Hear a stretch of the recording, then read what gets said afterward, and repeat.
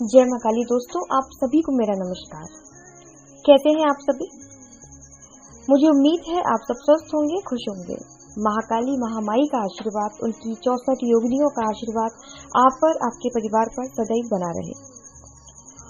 आज की वीडियो में मैं आपको बताऊंगी कि आप जिस भी देवी देवता की पूजा करते हो और जब वो देवी देवता, वो शक्ति, वो इष्ट जिनकी सेवा साधना आप कर रहे हो और वो शक्ति जब आपकी पूजा को स्वीकार नहीं करती है, तो ऐसे क्या संकेत हमें प्राप्त होते हैं जिनसे हम जान सकें कि हमारी दी गई पूजा स्वीकार हो रही है या नहीं।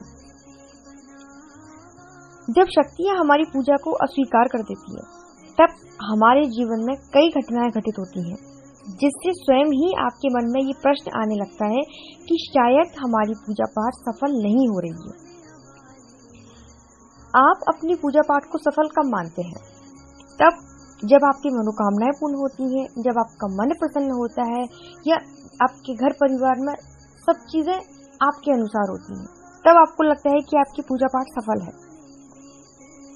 और इसके विपरीत जब आपके जीवन में दुख आने लगते हैं, कष्ट आने लगते हैं, संकट का समय आने लगता है, तब आपके मन में ये प्रश्न आता है कि शायद मेरी की गई पूजा पाठ सफल नहीं हो रही है, इसीलिए इतनी दिक्कतें आ रही हैं। तो ये बहुत गहराई वाला विषय है, मैं आपको अच्छे से समझाऊंगी। उससे पहले अगर आप पहली बार मेरे चैनल पर आए हैं तो चैनल को सब्सक्राइब जरूर करिएगा, बेल आइकन को प्रेस कर दीजिएगा ताकि मेरी आने वाली हर वीडियो, हर जानकारी आप तक सबसे पहले पहुंचे। दी गई जानकारी अगर अच्छी लगे तो वीडियो को लाइक जरूर करिएगा, ज्यादा से ज्यादा इसको शेयर करिएगा। तो शुरू करते हैं आज की वीडियो को आखिरी तक देखिएगा ताकि कोई भी इम्पोर्टेंट बात आपसे मिस ना हो जाए। देखिए, पहली चीज तो ये होती है कि आप तो पूजा पाठ करते हैं, पूरी श्रद्धा से करते हैं, लेकिन आपके द्वारा किया गया पूजा पाठ आपके इष्ट तक, आपके ईश्वर तक पहुंचता ही नहीं है। और जब पूजा पाठ पहुंचेगा ही नहीं तो स्वीकार कहां से होगा? और ऐसा तब होता है जब कोई थर्ड पार्टी आपके और आपके इष्ट के बीच में आ जाती है। जो मार्ग है, जो रास्ता है आपकी पूजा पहुंचने तक का ईश्वर का, उस रास्ते में अड़चने आ जाती हैं। ऐसा कब होता है? जब आपके घर में कोई नकारात्मक ऊर्जा हो, या फिर किसी ने आपके घर में कोई शमशान की शक्ति भेज दी हो, दुश्मनी के चक्कर में या किसी भी चक्कर में कोई चौकी भेज दी है या कोई गंदी चीज आपके घर में भेज दी है। तो ऐसे में जो बीच का रास्ता है उसमें ये नकारात्मक ऊर्जाएं बाधा उत्पन्न करने लगती हैं और आपने जो पूजा पाठ किया है, ये नकारात्मक ऊर्जाएं उसे ग्रहण करने लगती है। तो पहली चीज तो ये हो गई कि तब आपकी पूजा पाठ आपके ईश्वर तक पहुंचेगी ही नहीं, तो स्वीकार नहीं होगी। दूसरी चीज ये है कि अगर आपके परिवार में कोई व्यक्ति मरकर प्रेत योनि में चला गया है, तो ऐसे में वो भी आपकी पूजा पाठ को बीच में ही खा जाते हैं और आपकी पूजा आपके इष्ट तक नहीं पहुंचती। अब जब क्या होता है, सकारात्मक ऊर्जा को जब बल मिलता है, जब उसे भोजन मिलता है, तो वो सकारात्मक रूप से कार्य करती है। लेकिन जब नकारात्मक ऊर्जा को बल और भोजन मिलता है आपकी पूजा पाठ के द्वारा, तो फिर वो नकारात्मक ऊर्जाएं आपके दिमाग से खेलना शुरू कर देती हैं, आपके शरीर से खेलना शुरू कर देती हैं, जिससे आप जितना भी पूजा पाठ करोगे उतना ही आपको क्रोध आएगा, चिड़चिड़ापन आएगा, आपके घर में लड़ाई झगड़े होने लगेंगे। और जब आप चिड़चिड़ेपन के साथ, आप क्रोध के साथ पूजा पाठ करोगे तो वो कभी आपके ईश्वर स्वीकार नहीं करेंगे, क्योंकि ईश्वर प्रेम के भूखे होते हैं। तो पहली बात तो ये है कि बीच के रास्ते में जो अड़चनें आती हैं, तो पूजा पाठ आपके इष्ट तक नहीं पहुंचता है और वो स्वीकार नहीं होता है।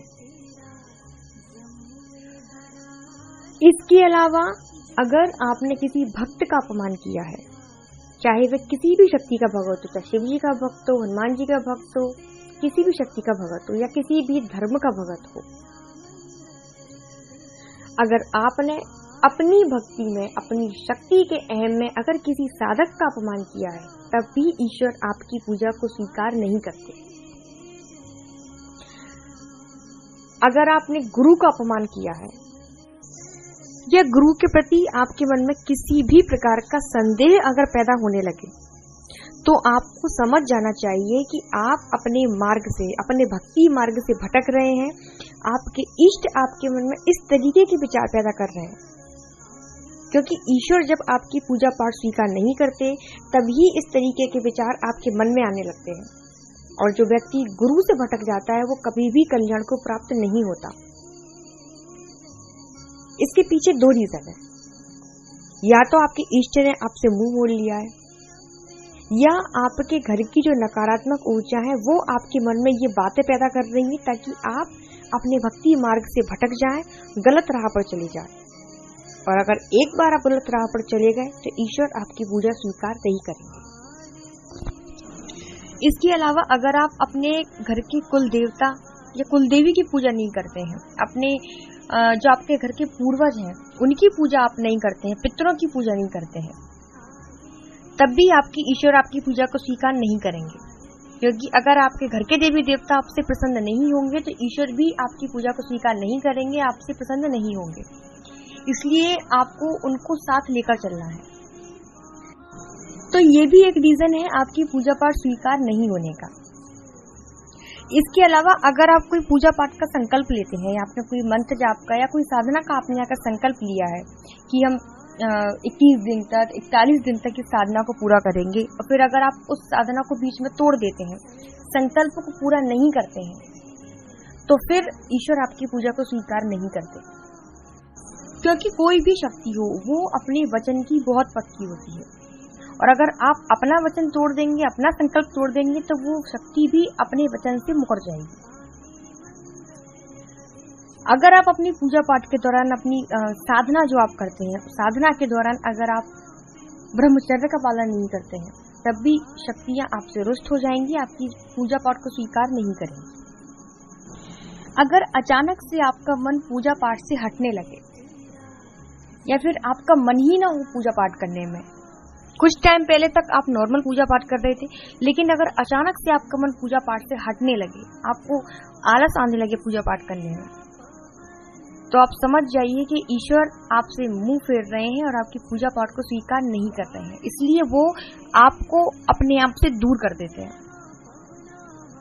जैसे तैसे अगर आप पूजा पाठ करने बैठ भी जाएंगे मन बनाकर, तो फिर आपको ऐसा लगेगा कि बस यहाँ से उठ के चलो, क्योंकि जो नकारात्मक ऊर्जाएं आपके घर में भरी पड़ी है वो आपको पूजा पाठ करने ही नहीं देंगी। तो ये कुछ संकेत हैं जिनसे आप जान सकते हैं कि आपकी पूजा पाठ स्वीकार नहीं हो रही है।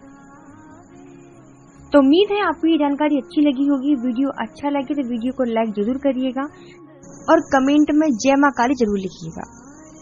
तब तक के लिए आप सभी को जय माता दी। धन्यवाद।